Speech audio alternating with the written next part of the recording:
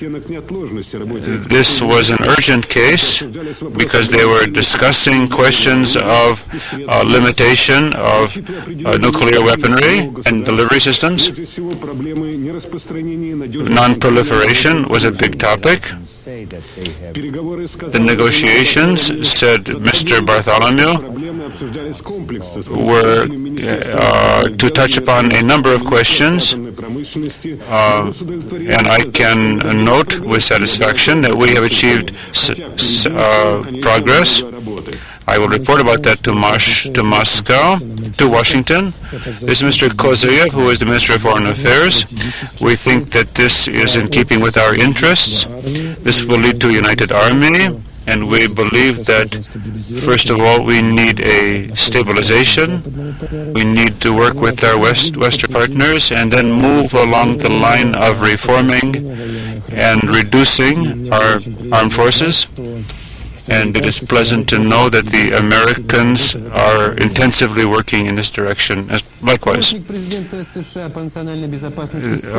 Scowcroft, the U.S. National Security Advisor, stated that Bush and Yeltsin would meet in Washington on the 1st of February, right after the March 31st meeting of the Security Council in New York, where both men will also take part. We have now learned that the third round of Middle East discussions have been concluded with modest results in Washington. The problem is the settlements in the occupied territories. The Palestinians consider the settlements have to be stopped. The Israelis do not agree. Baker's intervention did not help. The Palestinians proposed that they receive self-governance status, and on the Jordan area and the Gaza Strip. The Israelis said they would examine the question of autonomy, and that's pleasant and nice to hear, but that's the only successful thing to come out of the negotiations. The Israelis left without even agreeing with the Arabs as to when and where they might continue the discussions. 50 UN troops who are specialists in communications arrived at their observation points along the Serbian-Croatian front during the truce. They are to prepare conditions for the basic contingent of blue helmets, which supposedly will be consisting of 10,000 men. Saddam Hussein has appealed to the people on the anniversary of the war. He stated that this was a NATO-American Zionist act of aggression and that he had been defending Islam and justice. He likewise criticized the Saudis and the Iranians for their support of the Americans. I arrived in Algeria to offer everyone a cooperation and truce. Those are the words of Mohammed Boudiaf, who just now headed up the new Algerian government. As we know, he has returned to the country after 27 years of exile. Commenting upon the situation, the French press said that many Algerians hope that with his arrival, the movement of the country toward democracy will be moved forward. Massive anti-Japanese demonstrations took place in South Korea when the Prime Minister of Japan arrived there with a 3-day visit. The demonstrators demand that the Japanese authorities officially apologize for the crimes committed in Korea and pay the victims compensation.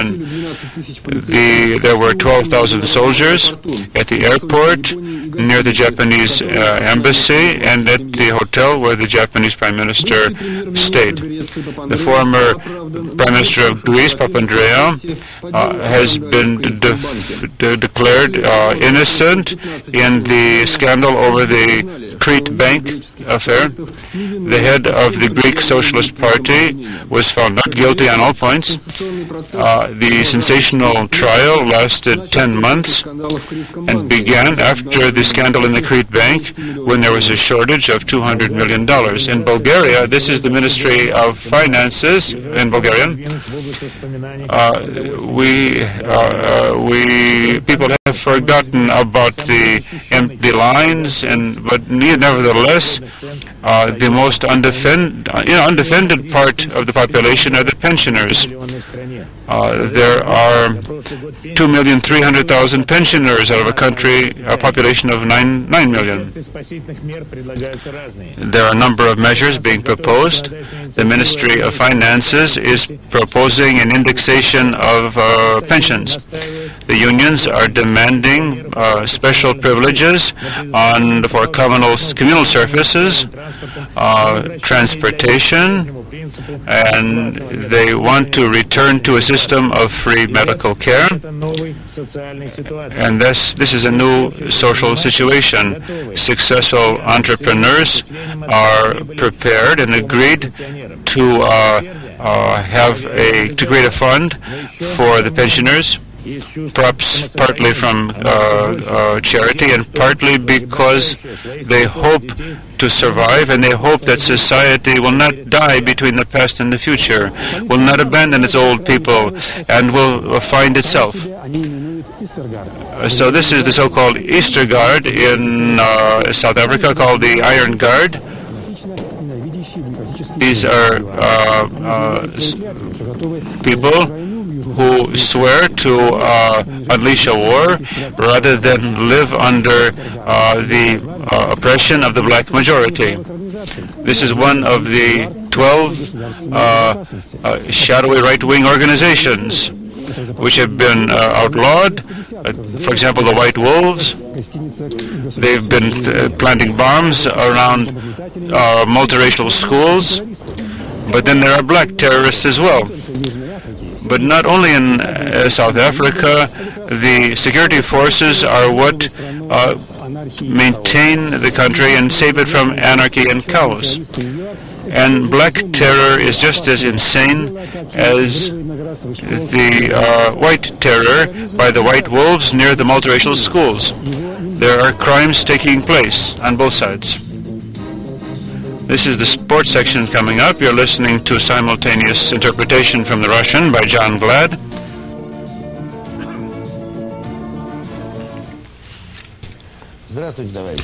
Good evening, comrades. Many of you already know from the radio and television about the lottery for the playoffs of the soccer competition. We already know who's going to play in the Swedish stadiums from June 10th to the 26th. The lottery is now over, and we know that our Commonwealth team will be playing in Group 2. So this was taking place today in Göteborg. This is the lottery, determining who would play. We will be playing together in the second group with the teams of Holland, Scotland, and Germany. They will play against Germany, our team, on the 12th of June. So I don't think we need any comments here on the strength of the teams. At the famous Haraldveen closed stadium, we see the speed skating competitions for 500 meters. Roberto Siegel and Alexander de Tadai were strongest at 500 meters. Our skater Anufrienko was in 9th place. You might say that the ski jumpers are just getting ready for the ski jumps. This is Andreas Felder in Switzerland. He's from Austria. Two other Austrians were ahead. So there's preparation for the games in Albertville. And in German, the announcer is saying this was a jump of 92 meters. This is the Open Championship in Australia. Here we have Jennifer Capriati beating Nel von Lottom from France, and Andrei Chesnakov, Mesky, and Lars Savchenko all did quite well.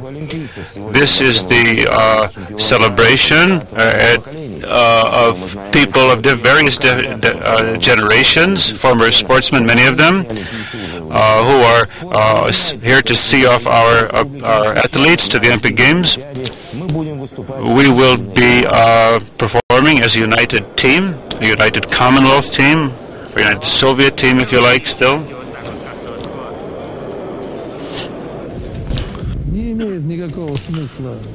This is the president of the Athletic Welfare Foundation. He says we have a lot of strong athletes and no one's going to break us up. And we support this unity in sport. Yes, the friendship of sports cannot be broken up. So before saying goodbye, I would like to remind you that on the 19th of January at 2 a.m., Russian clocks will be moved 1 hour forward. But we know that the residents of Astrakhan, Saratov, and Kirov oblasts might be able to sleep a little bit later, since the time will not be changed there. Goodbye.